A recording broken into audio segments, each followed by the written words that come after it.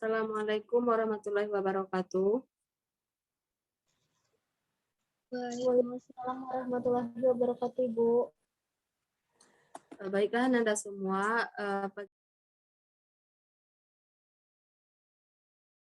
pagi ini kita akan mempelajari tentang sistem pencernaan. Bagaimana dengan alat tulisnya? Apakah sudah disiapkan? Sudah, Bu. Sudah siap untuk belajar? Sudah, Bu. Atau masih ada yang masih ngantuk nih?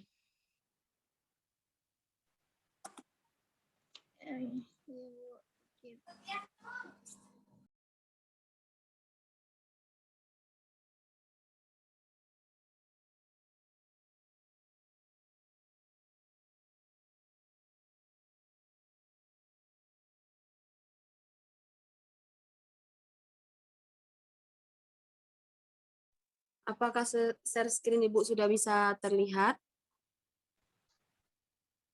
Ya, Bu. Baik, sekarang Ibu akan bertanya. Anda semua makan sehari berapa kali? 3 kali, Bu.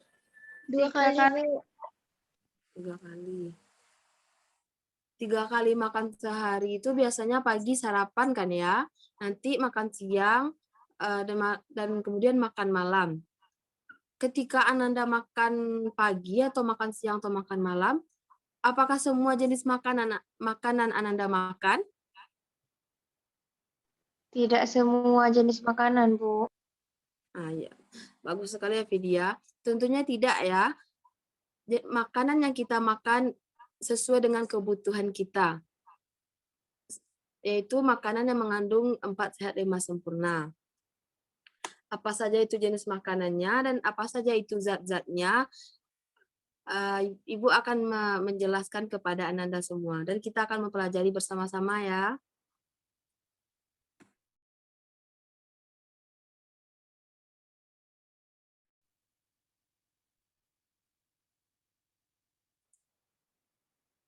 Zat makanan terdiri atas 2, yaitu makro dan mikro. Zat makanan makro merupakan zat makanan yang besar atau dibutuhkan dalam jumlah yang banyak pada tubuh kita. Sedangkan zat makanan mikro, zat makanan dibutuhkan dalam jumlah sedikit bagi tubuh kita. Apa saja itu zat makanan makro? Yaitu terdiri atas karbohidrat, protein, lemak, dan air. Sedangkan zat makanan mikro atau yang dibutuhkan dalam jumlah sedikit bagi tubuh kita ada 2, vitamin dan mineral. Apa tadi Siva? Jenis zat makanan yang dibutuhkan oleh tubuh?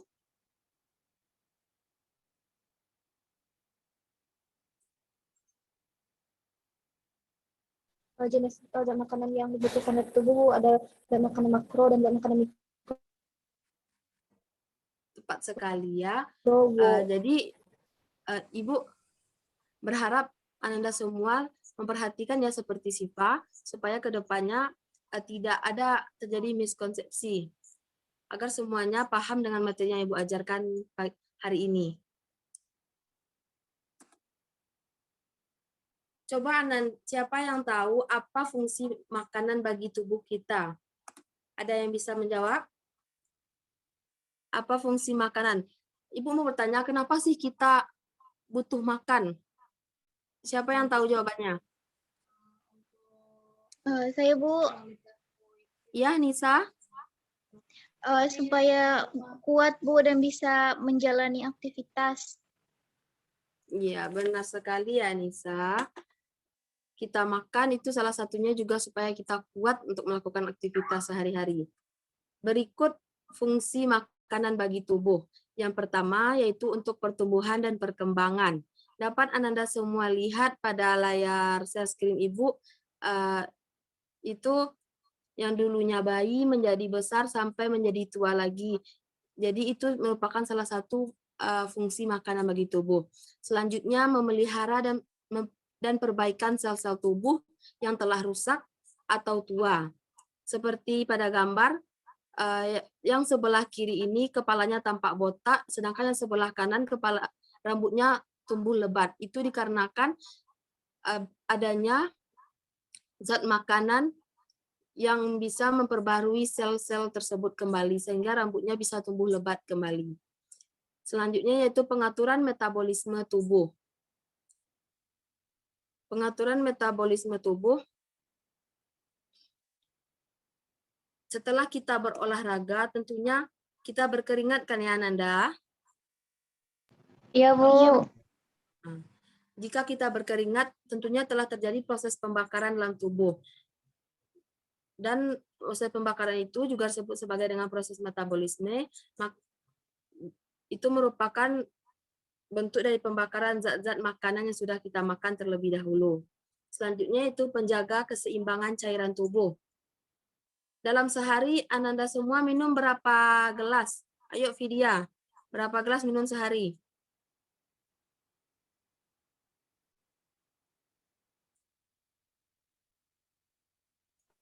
Vidya? 1 liter cuman, Bu. Oh, sedikit sekali. Sedangkan untuk menjaga 1 liter. keseimbangan cairan tubuh, kita diharuskan minum 2 liter atau 8 gelas ya Vidya. Vidya lebih rajin lagi besok-besok minum supaya Iya, keseimbangan Bu. tubuh terjaga. Selanjutnya yaitu untuk pertahanan Baik, tubuh Bu. terhadap penyakit. Pertahanan tubuh terhadap penyakit. Siva, Ibu mau bertanya, kenapa fungsi makanan dikatakan sebagai pertahanan tubuh terhadap penyakit? Karena pada makanan itu, Bu, ada nutrisi yang dapat membuat kita tahan terhadap penyakit, Bu. Bagus sekali. Tepat sekali ya Siva. Dengan kita makan, kita bisa menjaga pertahanan tubuh kita terhadap penyakit. Misalnya aja seperti ini. Jika kita telat makan, apa yang akan terjadi? Perut kita akan sakit. Jadi untuk menjaga supaya pertahanan tubuh kita kuat dan kita tahan terhadap penyakit, tentunya kita harus makan makanan yang bergizi dan teratur. Fungsi makanan selanjutnya bagi tubuh yaitu penghasil energi. Siapa tadi yang sarapan pagi tadi?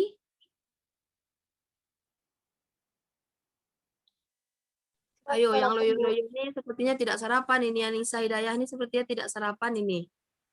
Iya enggak, Bu, enggak sarapan, Bu, enggak sempat, Bu.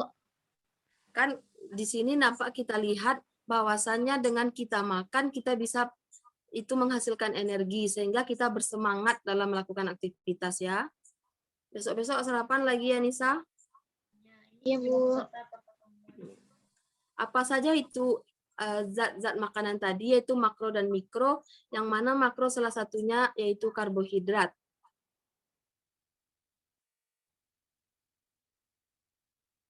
Karbohidrat terbagi 3, yaitu monosakarida, disakarida, dan polisakarida.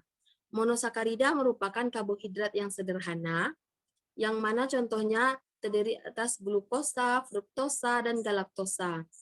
Semua kandungan karbohidrat monosakarida ini terdapat pada buah-buahan. Jadi kalau Ananda semua mengkonsumsi buah-buahan, Ananda juga termasuk mengkonsumsi karbohidrat lah ya sedikitnya. Selanjutnya disakarida. Disakarida merupakan gabungan dari 2 monosakarida yang terdiri atas sukrosa. Sukrosa itu terdapat pada gula pasir. Siapa yang suka minum teh berarti juga mengkonsumsi sedikitnya karbohidrat yaitu tipe disakaridanya. Selanjutnya maltosa yaitu terdapat pada biji-bijian dan laktosa terdapat pada susu sapi.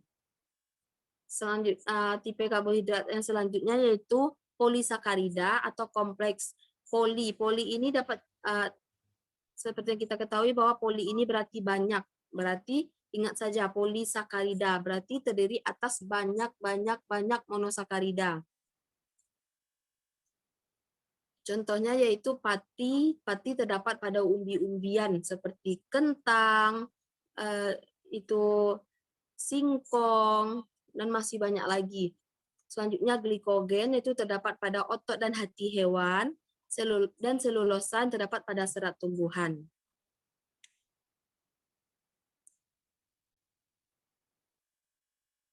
Kepada Siva, apa saja tadi? Karbohidratnya?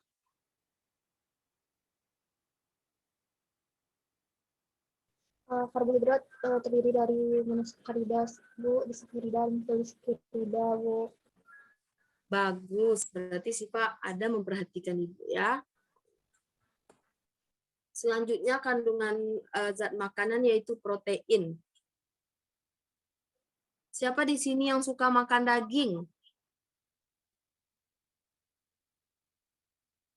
Saya, Bu.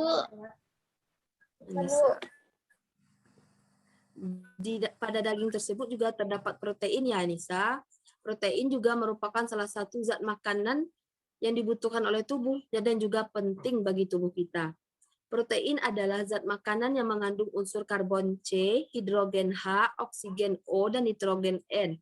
Protein memiliki fungsi yaitu sumber energi, sebagai zat pembangun dalam tubuh, berperan dalam sintesis zat-zat penting tubuh seperti hormon dan enzim, perbaikan dan pemeliharaan jaring tumbuhan.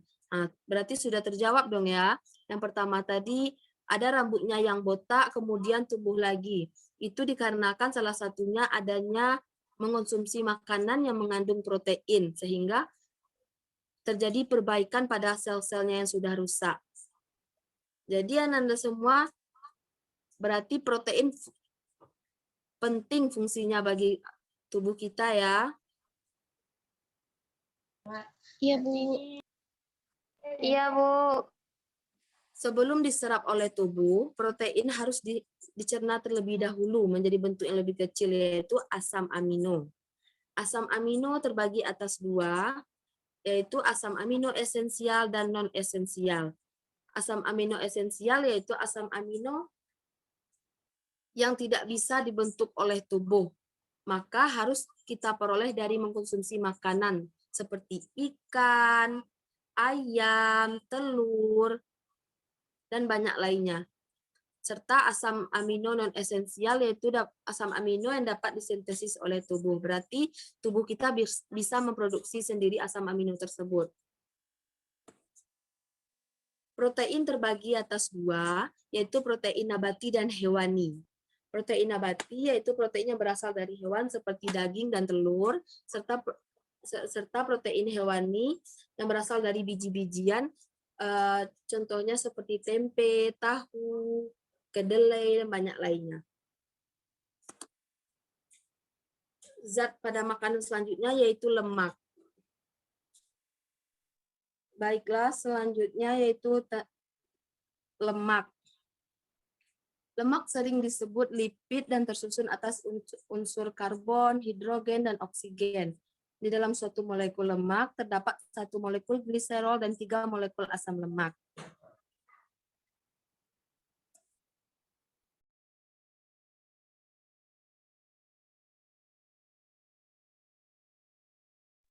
Anda di sini ada yang tahu apa itu fungsi lemak bagi tubuh? Yanisa?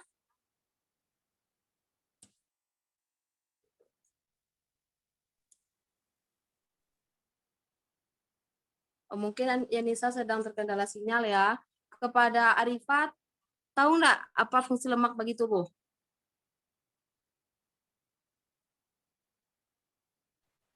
Tahu, Bu. Pertama, merupakan sumber energi, kedua sebagai pelarut vitamin A, D, E, dan K, ketiga sebagai pelindung. Itu, Bu. Sekian jawaban dari saya, Bu. Bagus sekali Arifah. Salah satunya fungsi lemak yang terpenting itu untuk cadangan makanan.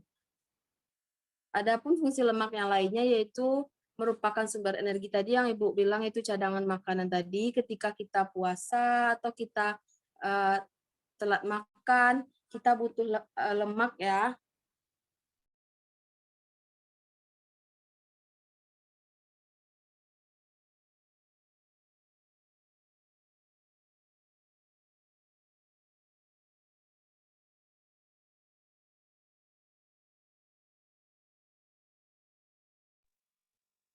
Sebagai pelarut vitamin A, D, E, dan K, yang selanjutnya sebagai pelindung organ-organ tubuh, selanjutnya pembangun bagian sel, Pembangun bagian sel ada yang tahu nggak bagian mananya yang membutuhkan lemak?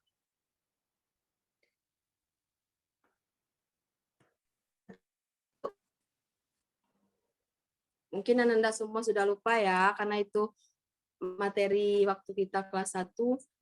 Pembangun bagian sel salah satunya yaitu pada membran sel. Membran sel membutuhkan lemak. Diingat-ingat lagi ya pelajarannya, walaupun sudah berlalu tetap diingat. Karena Iya, materi Bu. dari awal sampai akhir itu akan menyatu terus, akan menyambung terus. Kalau Anda lupa materi di awal, nanti susah untuk memahami materi yang selanjutnya.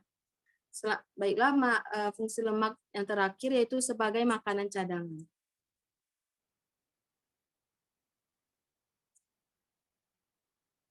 Lemak terbagi atas dua, lemak jenuh dan lemak tak jenuh. Lemak jenuh terdapat pada daging, keju, susu, dan mentega, dan lemak tak jenuh terdapat pada minyak, kedelai, kelapa, ikan, dan minyak goreng. Zat makanan selanjutnya yaitu vitamin. Siapa di sini yang suka mengkonsumsi vitamin? Saya, Bu. Vidya suka mengkonsumsi vitamin apa? Vidya jarang minum vitamin, Bu. Siapa tadi yang suka mengkonsumsi vitamin?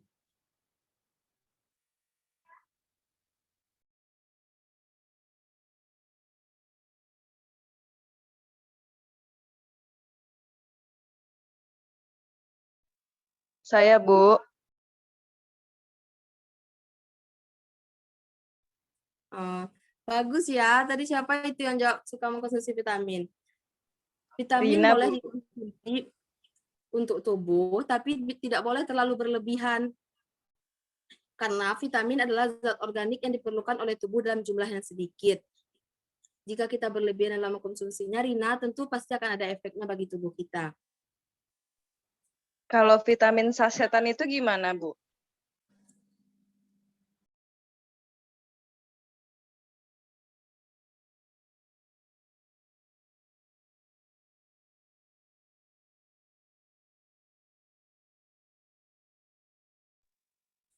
Tidak apa-apa ya, tidak apa-apa ya Rina, asalkan itu tidak berlebihan. Karena tubuh kita juga membutuhkan vitamin seperti untuk kesehatan mata dan tulang. Vitamin dibagi menjadi dua golongan besar, yaitu vitamin yang larut dalam air seperti vitamin B dan vitamin C, dan kedua vitamin yang larut dalam lemak seperti AD tadi, A, D, E, dan K. Zat makanan selanjutnya yaitu mineral. Mineral diperlukan oleh tubuh dalam jumlah yang relatif sedikit. Sumber mineral dapat berasal dari tumbuhan maupun hewan. Fungsi mineral bagi tubuh yaitu untuk bahan pembentukan berbagai jaringan tubuh, misalnya tulang, gigi, rambut, kuku, kulit, dan sel-sel darah merah. Berarti untuk memperbaharui sel darah merah juga terdapat ya peran dari mineral, serta pertumbuhan kuku kita ini juga didukung oleh adanya mineral. Jadi mineral itu penting untuk tubuh kita ya Ananda semua. Iya, Bu. Selanjutnya, fungsi mineral selanjutnya yaitu sebagai bahan pengatur. Misalnya keseimbangan keasaman cairan tubuh, proses penggumpalan darah, dan membantu proses metabolisme dalam tubuh. Adakah yang ingat dengan materi sistem sirkulasi waktu SMP? Kalau kita luka, darahnya gimana? Mengalir terus atau berhenti?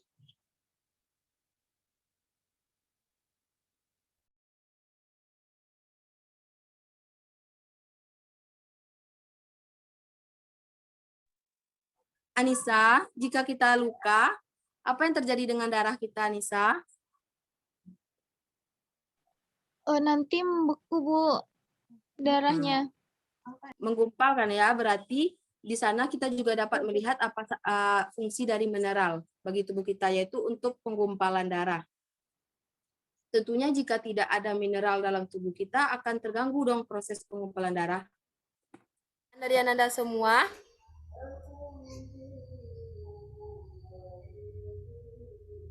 Sepertinya tidak ada ya. Jika tidak ada, maka Ibu akan membagi Ananda semua ke dalam 3 kelompok.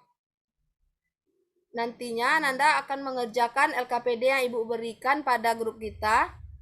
3 kelompok ini nanti bikin grup masing-masing di WA ya, di WhatsApp. Ibu akan mengontrol Anda semua melalui ruang Zoom ini. Jika ada pertanyaan atau masalah yang tidak Ananda pahami dari LKPD yang Ibu berikan, silahkan langsung tanyakan kepada Ibu pada ruang Zoom.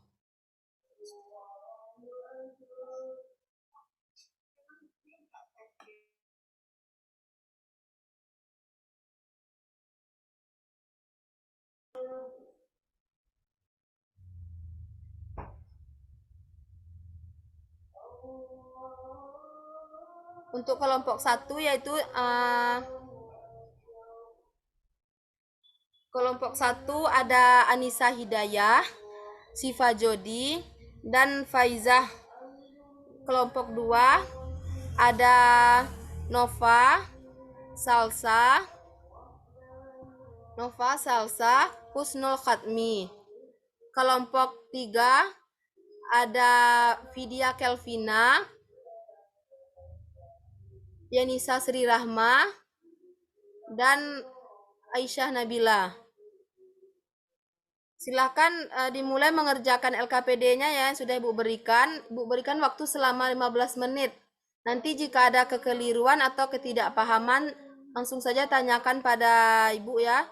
Zoom ini jangan ditutup dulu. Ibu masih memantau Anda semua untuk diskusi kelompok. Baik, Bu.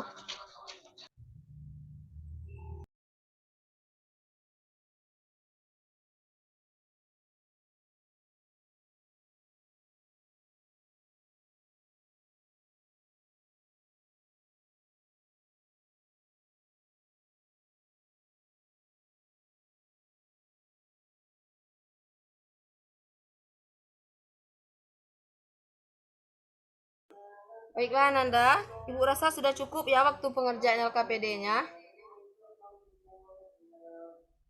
Sekarang Ibu akan minta Ananda semua untuk menyampaikan hasil diskusi Ananda. Masing-masing soal disampaikan oleh perwakilan tiap-tiap kelompoknya. Untuk soal yang pertama akan disampaikan oleh kelompok yang pertama, yaitu Faizah. Silakan Faizah jawab. Apakah kandungan bahan-bahan yang terdapat pada makanan instan tersebut cukup untuk memenuhi gizi harian kamu? Baik, Bu. Berdasarkan hasil diskusi kami, poin nomor 1 itu pada seporsi mie instan terkandung 454 kalori, sedangkan pada beras hanya terkandung 363 kalori. Padahal kandungan karbohidrat beras lebih tinggi daripada mie. Mie instan mengandung protein dan serat yang sangat rendah, padahal protein dan serat memegang peranan penting untuk membuat seseorang merasa kenyang lebih lama. Bagus sekali ya Faizah jawabannya. Selanjutnya soal nomor 2. Ibu minta untuk menjawabnya kepada Arifah. Di mana Arifah?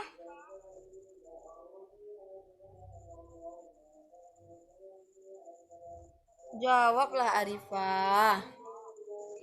Mohon maaf, Bu, Suaranya. terkena sinyal.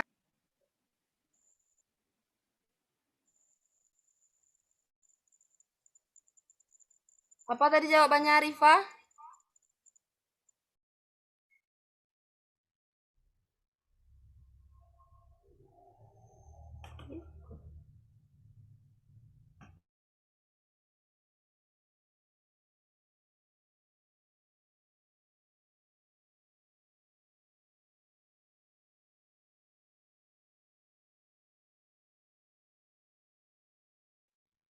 Pertanyaan nomor yang Jawabannya dengan cara makan makanan yang mengandung gizi seimbang seperti nasi,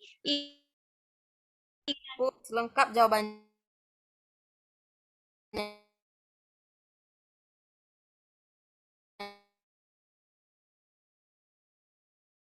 Ikan, tahu. Komponen gizi seimbang. Pertanyaan ketiga yang akan jawab oleh Anissa Hidayah. Silakan jawab Anissa Hidayah. Baik Bu, komponen dari gizi seimbang tuh ada makro dan mikro. Makro terdiri dari karbohidrat, protein dan lemak, dan mikro vitamin dan Baiklah, demikian penjelasan materi dari Ibu. Selanjutnya Ibu akan kembali bertanya tentang materi kita hari ini kepada Ananda.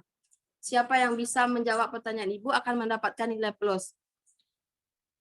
Coba perhatikan layar share screen-nya.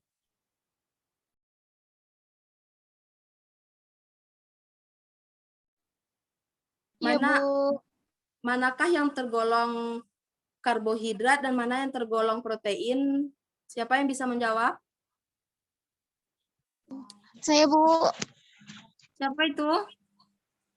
Nisa Bu. Ayo Anissa, coba dijawab. Yang mana karbohidrat, yang mana protein?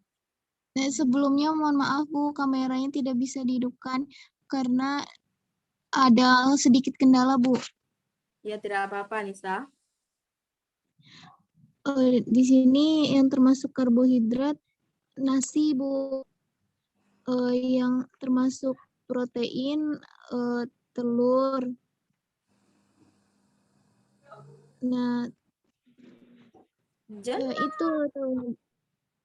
yang itu tahunya Bu. Ya, bagus sekali ya Nisa Hidayah. Ibu akan menambahkan sedikit lagi. Yang termasuk karbohidrat yaitu nasi, yang termasuk protein ada tahu, ada telur, ada ikan, serta ada kacang kedelai. Ibu mau bertanya nih, berarti ya Nisa Hidayah udah dapat poin plus dari Ibu nih ya. Tepuk tangan untuk Nisa Hidayah. Ibu akan bertanya kepada Rina. Rina, apakah masih ada di ruang Zoom? Masih, Bu.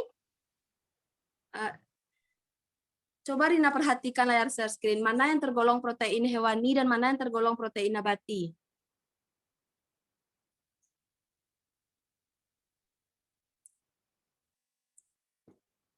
Rina? Yang protein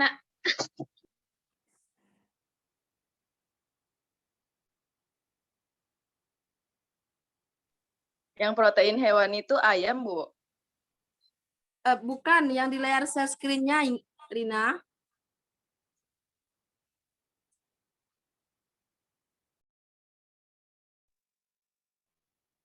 Oh, mungkin Rina kurang memperhatikan Ibu tadi ya. Untuk kedepannya lebih semangat lagi ya Rina, supaya nanti bisa memahami materi selanjutnya, karena materi ini juga materi yang penting dalam pembelajaran biologi kita.